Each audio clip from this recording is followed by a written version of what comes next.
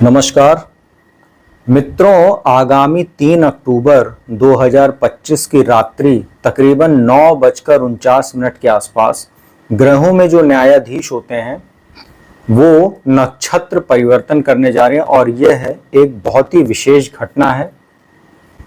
मित्रों, अभी वर्तमान में शनिदेव का गोचर देवगुरु बृहस्पति की ही राशि मीन में चल रहा है और उसी में वो वक्री भी है, अर्थात वो उल्टा जो उल्टी चाल होती शनि की अभी वो चल रही है।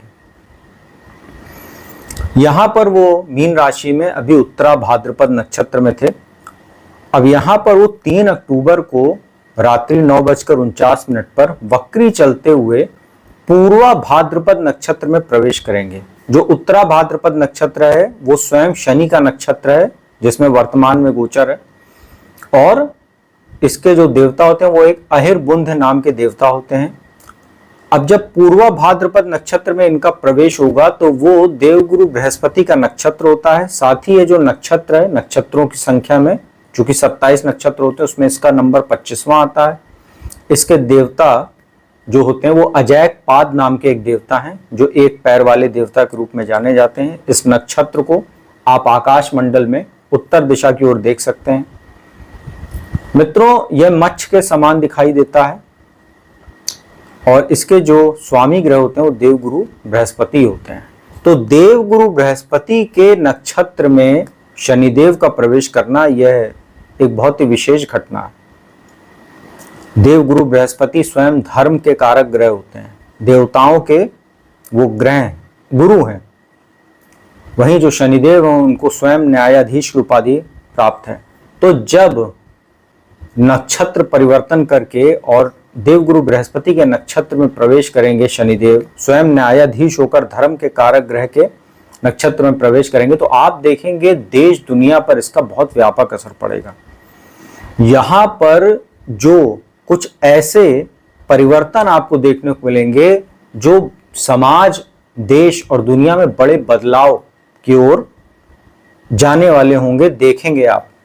अभी आप देख रहे हैं कि कई जगह पर, कई देशों में बहुत अस्थिरता चल रही है, जहां पर कई वर्षों से काबिज जो सत्ता पक्ष है उसके खिलाफ जो जनता है उसका गुस्सा फूट रहा है। चाहे वो भ्रष्टाचार को लेकर हो, चाहे वो नेपोकिट्स के को लेकर हो, जो सोशल मीडिया आदि पर वो अपना कहीं ना कहीं प्रचार प्रसार करते हैं अपने जो महंगे महंगे जो शौक हैं, और दूसरी तरफ जनता भूखमरी बेरोजगारी से परेशान है।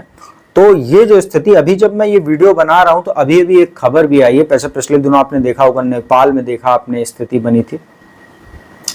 अभी ये जो स्थिति, अभी मैं जब वीडियो रिकॉर्ड कर रहा हूं, मोरक्को नाम का जो देश है वहां पर भी जो एक जेन जी, जो एक मतलब उम्र होती है, उम्र मतलब उसका एक जो जेन जी जिसको बोला जाता है, तो उनके माध्यम से जो ग्रुप होता है युवाओं का, उसका गुस्सा फूटा है और मोरक्को में जो वर्तमान सत्ता है उसके खिलाफ बहुत जो है आक्रोश है। काफी हिंसक प्रदर्शन वहां हो रहे हैं 15 शहरों में तकरीबन, जब तक अभी मैं ये वीडियो रिकॉर्ड कर रहा हूं तो खबर आई है ऐसी न्यूज में। तो अब आप देखेंगे जब शनिदेव का नक्षत्र परिवर्तन होगा, अब शनिदेव काफी हद तक पीछे मीन राशि से जा चुके हैं और कुंभ राशि का भी वो कहीं ना कहीं वो प्रभाव दे रहे हैं। तो अभी मैं सभी 12 राशियों पर इसका प्रभाव भी बताऊंगा। कुछ राशि वालों को काफी राहत भी मिलेगी इस नक्षत्र परिवर्तन से, तो कुछ राशि वालों के जो अच्छे दिन चल रहे थे उसमें कुछ अचानक से ब्रेक भी लग सकता है और समस्या भी देखने को मिल सकती है। भी विस्तार से आगे मैं राशि के क्रमानुसार चर्चा करूंगा। तो ये जो स्थितियां अब आप देश दुनिया के ऊपर देखने वाले हैं, इसमें जो वर्तमान सत्ताएं हैं जो कई वर्षों से भ्रष्टाचार कर रही हैं, जो अपनी जनता का जो हक है उसको मारती हैं और अपने तो सारे शौक पूरे करते हैं, जो उनके परिवार होते हैं, उनके बच्चे होते हैं, वो तो आराम से एक महंगा और लेविश जीवन जी रहे हैं, लेकिन जनता भूखमरी से परेशान है, बेरोजगारी से परेशान है। तो ये सब जो स्थितियां कई वर्षों से बन रही थी, अब आप देखेंगे कि इस तरीके की जो सरकार है, इस तरीके का जो सत्ता है, उनके खिलाफ और ज्यादा आक्रोश भड़केगा और कई जगह सत्ता और जनता में संघर्ष, सत्ता और सेना में संघर्ष, कई जगह सत्ता परिवर्तन भी होगी। दबाव इतना होगा जनता के गुस्से का कि सत्ता पक्ष को स्वयं ही इस्तीफा देना पड़ेगा या देश छोड़कर भी पलायन करना पड़ सकता है अपनी जान बचाकर। तो चूंकि शनिदेव न्यायाधीश है, न्याय के स्वामी है, वो हमारे कर्मों का जो फल होता है उसी के अनुसार वो कर्मों का जो हिसाब किताब होता है उसी के अनुसार वो फल देते हैं। और देवगुरु तो स्वयं धर्म के कारक हैं, तो धर्म के कारक में जब न्यायाधीश का प्रवेश होगा उनके नक्षत्र में, तो ये कहीं ना कहीं एक देश दुनिया में धर्म और जो न्याय सत्ता है उसको बल देगी और भ्रष्टाचारियों को दूर करने का और ईमानदारी वाली जो सत्ताएं होती हैं उसको काबिज करने के लिए जगह जगह आप देखेंगे ऐसी स्थितियां घटित होंगी।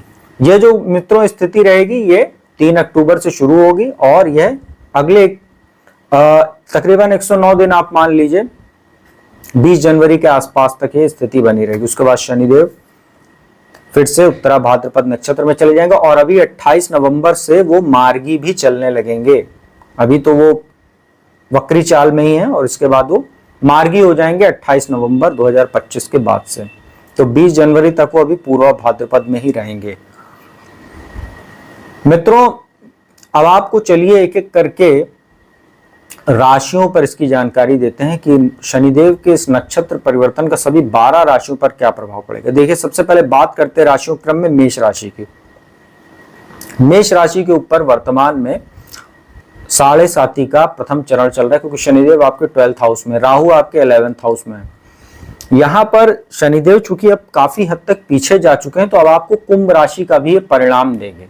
तो आपके लिए यहाँ पर लाभ की स्थिति काफी जनरेट करने वाले हैं। आप पिछले दिनों अगर आपके खर्चे बहुत बढ़ गए थे, आपको कुछ हेल्थ इशू आ रही थी, आपके काम बनते बनते रुक जा रहे थे, आप जो लाभ सोच रहे थे अपने कार्य या व्यवसाय में वो नहीं मिल रहा था, अब आप देखेंगे उसमें तेजी आती दिखेगी। लेकिन यहाँ पर एक चीज आपको मैं पहले से सभी राशि वालों को एक चीज बता देता हूं, अब जब वो कुंभ राशि की तरफ आ रहे हैं नक्षत्र परिवर्तन करते हुए, तो यहाँ पर राहु के साथ भी उनकी युति होगी। और राहु जो कि शनि का ही प्रभाव देते हैं, उनका अपना स्वयं का कोई प्रभाव नहीं होता है, तो यहाँ पर जो उनका प्रभाव लेकर वो साथ में बैठेंगे तो शनि और राहु की जो युति होती है उसको एक पितृ दोष की भी संज्ञा दी गई, साथ में उसको पिशाच दोष भी बोलते हैं। साथ पितृ दोष नहीं पिशाच दोष बोलते हैं। तो ये एक अच्छा दोष, अच्छा योग नहीं माना जाता, एक दुर्योग है ये।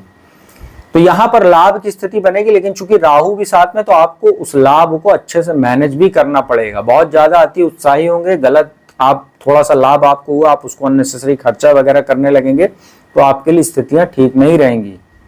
इस चीज को भी आपको ध्यान रखना है, क्योंकि शनि जब 11th का प्रभाव देंगे तो लग्न पर भी एक प्रकार से उनकी दृष्टि जो नीच राशि की बनेगी, तो आपको जब लाभ आया आपने उसको अच्छे से मैनेज नहीं किया, वो आपके हाथ से निकल गया, आपकी अपॉर्चुनिटीज आपके हाथ से निकल गई, फिर से आप मानसिक तनाव में चले गए। यहाँ पर इसको ध्यान रखना है कि अकेले शनि का नहीं, अब आपको राहु का भी फल मिलेगा। अपने लव रिलेशनशिप वगैरह को अच्छे से मैनेज कीजिएगा, संतान के साथ संबंधों को, उसके स्वास्थ्य का आपको ध्यान रखिएगा। अचानक आपको धन लाभ जरूर होगा, लेकिन अचानक दुर्घटना के योग भी बन सकते हैं और कुछ हानि भी आर्थिक संभव है। तो राहु चूंकि साथ में, इसलिए ज्यादा इसका प्रभाव पड़ेगा, तो इसको आपको ध्यान रखना पड़ेगा। मित्रों वृषभ राशि की बात करते हैं। आपके लिए लाभ स्थान में शनि का गोचर चल रहा है, बहुत अच्छा है। वक्री होंगे, दशम भाव की तरफ आ रहे हैं, तो आपके लिए एक शश नाम का महापुरुष राजयोग का भी कुछ फल ये देंगे। साथ ही पिशाच दोष का तो दोष रहेगा ही। तो कार्यस्थल पर थोड़ा सा आपको सतर्क करना है। कुछ अच्छी अपॉर्चुनिटीज आपको मिल सकती है, कोई अचानक आपका प्रमोशन हो सकता है, स्थान परिवर्तन हो सकता है, लेकिन आपको कुछ एलिगेशन वगैरह आपके खिलाफ लग सकते हैं, या आप कुछ अति उत्साही हो सकते हैं, या आप अपने बॉस या कलीग्स के साथ संबंधों को खुद खराब कर सकते हैं। तो इसका आपको ध्यान रखना है। प्रॉपर्टी आदि का लाभ आपको संभव है, लेकिन अच्छी डील हो तभी आप उसकी तरफ आगे बढ़िएगा, नहीं तो शनि राहु साथ में कुछ धोखा भी आपको हो सकता है।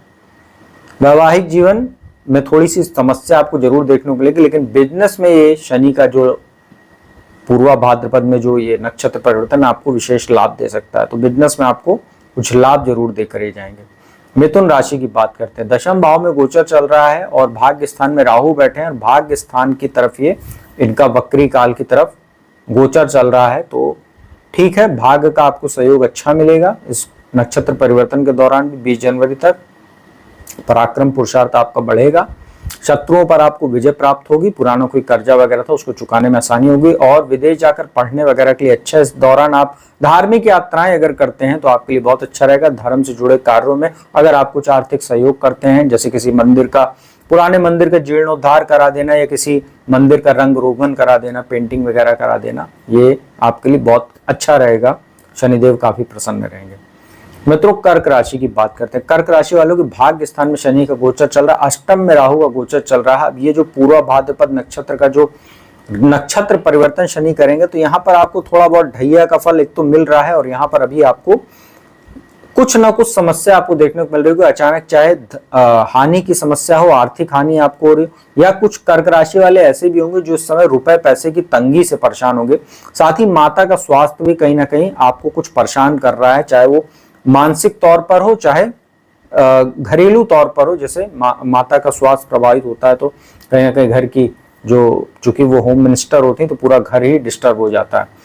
तो आपको देखने को मिल रहा होगा कर्क राशि के जो जातक हैं उनको कुछ मानसिक तनाव, क्योंकि माफ कीजिएगा, अष्टम में राहु बैठ के जो 9वीं दृष्टि 4th हाउस पर माता के भाव पर देख रहे हैं, तो यहाँ पर आपको माता के स्वास्थ्य को लेकर चिंता है।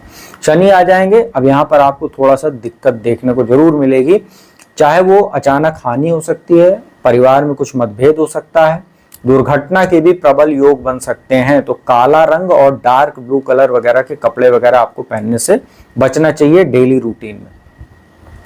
यहाँ पर जो है संतान के स्वास्थ्य का आपको ध्यान रखना चाहिए। अगर प्रेगनेंसी वगैरह, अगर प्रेग्नेंट वगैरह और डिलीवरी का समय अगर अगले 9 दिनों में है 20 जनवरी तक, तो थोड़ा सा एक्स्ट्रा अवेयर रहिएगा। तो कर्क राशि वालों को भगवान शिव की पूजा उपासना लगातार करते रहना चाहिए, और शनिदेव को शांत रखने के लिए हर शनिवार को पीपल के वृक्ष के नीचे जाकर संध्या काल में सरसों तेल का दीपक जलाएं। सिंह राशि की बात करते हैं। अष्टम भाव में शनि का गोचर चल रहा है, आपके ऊपर शनि की ढैया चली, थोड़ी राहत आपको मिलेगी जरूर।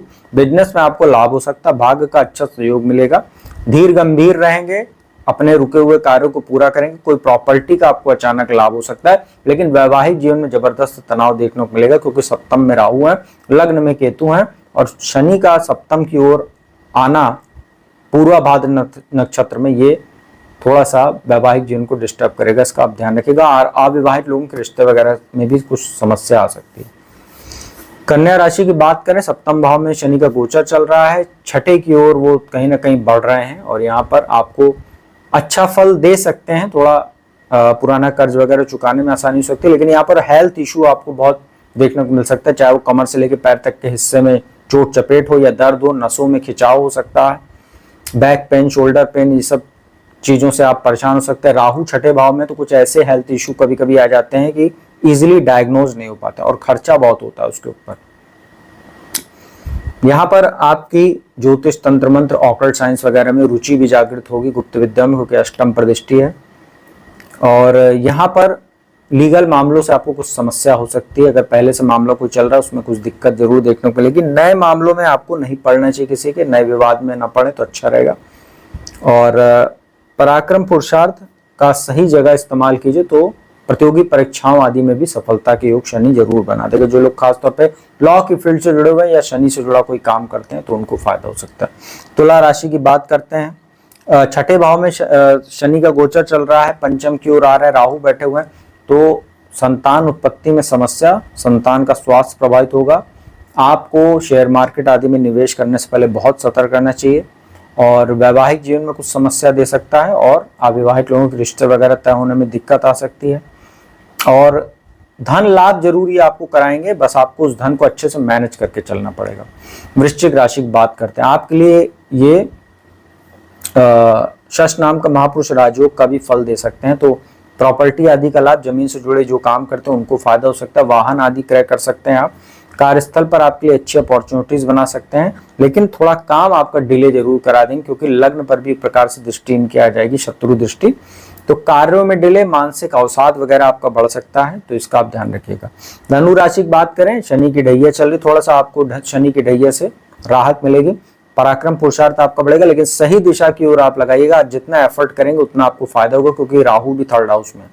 पिता के स्वास्थ्य का ध्यान रखिएगा, उनके साथ संबंधों का ध्यान रखिएगा, और लीगल मामलों में शनि आपको फायदा दे सकता है, यात्राओं से लाभ हो सकता है, विदेश जाकर पढ़ने आदि के लिए भी समय आपके लिए उत्तम कह सकते हैं। मकर राशि की बात करते हैं, आपके लिए धन भाव की तरफ आ रहे हैं ये, और वहीं पर राहु बैठे हुए, तो धन का बहुत विशेष ध्यान रखिएगा, नहीं तो अननेसेसरी आपका खर्चा हो सकता है। परिवार में किसी की हेल्थ प्रभावित हो सकती है, या किसी आकस्मिक कार्य के लिए आपकी सेविंग जो है खर्च हो सकती है। गाड़ी वगैरह चलाते समय सावधानी बरतिएगा, कमर से लेकर पैर तक के समय कुछ चोट चपेट दर्द वगैरह या नसों में कुछ दिक्कत आपको देखने को मिल सकती है। अष्टम भाव पर दृष्टि से 4th हाउस पर भी एक प्रकार से प्रभाव होने से माता का स्वास्थ्य प्रभावित कर सकता है और परिवार में कुछ कलह वगैरह की स्थिति होगी, लेकिन जो धन लाभ आपको जरूर कराएंगे। तो धन आएगा भी और धन आपका चला भी जाएगा बहुत जल्दी, तो सेविंग आप नहीं कर पाएंगे, लेकिन धन की प्रॉब्लम नहीं रहेगी, ये जरूर आपके लिए अच्छी बात रहेगी। कुंभ राशि की बात करते हैं, कुंभ राशि वालों के लग्न की ओर अग्रसर है, आपके लिए भी शश नाम का महापुरुष राजयोग बन रहा है। आपको 7.5 का कोई बहुत खास जो है इसमें लाभ नहीं होगा, क्योंकि ये सेकंड फेज की तरह आपको प्रभाव मिलेगा, लेकिन आप धीर गंभीर रहेंगे, थोड़ा मान सम्मान आपका बढ़ेगा, व्यापार में आपको लाभ हो सकता है, लेकिन वैवाहिक जीवन आपका अच्छा नहीं रहेगा, क्योंकि शनि राहु लग्न में एक प्रकार से, और सप्तम में केतु का जो योग है ये आपके लिए बहुत उत्तम नहीं कह सकते। अपने वैवाहिक जीवन का ध्यान रखिएगा। हालांकि कार्य व्यापार कार्य स्थल पर आपके लिए अच्छे अवसर बनाएगा, मनचाहा स्थानांतरण या प्रमोशन के योग ये बना सकता है। जो लोग वकालत आदि का काम करते हैं उनके लिए भी अच्छा ये गोचर कह सकते हैं। अंतिम राशि मीन की बात करते हैं, आपके ऊपर 7.5 का सेकंड फेज चल रहा है, अब शनि 12वें की ओर अग्रसर है। पिछले दिनों अगर कोई वाद विवाद आपका चल रहा था, आप चाहें तो उसको सुलझाने की ओर अपने कदम बढ़ा सकते हैं, आउट ऑफ कोर्ट वगैरह भी सेटलमेंट संभव है। खर्च थोड़ा सा आपका जो है कहीं ना कहीं बढ़ेगा, हेल्थ इशू भी देखने को मिलेगी, आंखों में समस्या हो सकती है, कमर से लेकर पैर तक के हिस्से में आपको दिक्कत हो सकती है, पाचन आपका प्रभावित हो सकता है, इसका ध्यान रखिएगा। धन आपका जो है यहाँ पर खर्चा होगा, चाहे हेल्थ इशू पर, चाहे लीगल मामलों पर, चाहे आप घूमने फिरने पर, या जैसे कहीं विदेश जाकर कोई काम वगैरह की तलाश में अगर आप जा रहे हैं या शिक्षा के पर्पज से जा रहे हो, तो आपकी सेविंग खर्चा होगी। परिवार का माहौल भी खराब करेंगे ये, कहीं ना कहीं कुछ कलह वगैरह की स्थिति होगी, इनहेरिटेंस को लेकर कुछ वाद विवाद हो सकता है जो परिवारजन होते हैं। और यहाँ पर भाग्य का आपको थोड़ा सा कमी करेंगे, भाग्य में आपको थोड़ी सी दिक्कतें अभी भी बनाए रखेंगे। तो मीन राशि वालों के लिए बहुत अच्छा गोचर ये नक्षत्र परिवर्तन नहीं रहेगा। तो मित्रों, यह था सभी 12 राशि वालों के लिए शनि का पूर्वा भाद्रपद नक्षत्र में जो परिवर्तन हो रहा है, प्रवेश हो रहा है, और 3 अक्टूबर से 20 जनवरी तक ये इसका गोचर रहेगा, और उसमें 28 नवंबर को शनि मार्गी भी हो जाएंगे।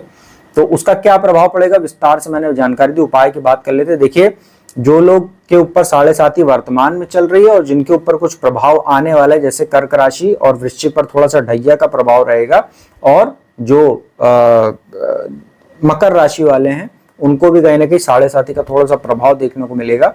तो ऐसे सभी लोगों को कहीं ना कहीं 7.5 या ढैया के जो प्रभाव में है, या जिनको प्रभाव मिल सकता है, उनको अपना जो उपाय होता है, जैसे शनिवार को पीपल के वृक्ष के नीचे जाकर संध्या काल में सरसों के तेल का दीपक जलाइए, शनिदेव के मंदिर जाकर उनकी पूजन दर्शन कीजिए, उनके चरण में जो है सरसों का तेल थोड़ा सा अर्पित कीजिए, और छाया दान कीजिए। कोई जो तेल कुछ दान वगैरह मांगने आते हैं तो उनको अपनी छाया सरसों के तेल में देखकर किसी पात्र में वो उनको दान कीजिए।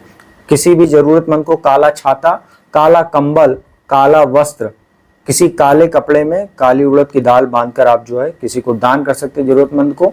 हर शनिवार को अगर संभव हो तो कोई काला कुत्ता आपको मिल जाए तो उसको आप जो है रोटी लेकर उसमें थोड़ा सा सरसों का तेल लगाकर गुड़ या चीनी डालकर उसमें उसको आप खिलाएं, अगर वो खाए तो बहुत अच्छी बात है।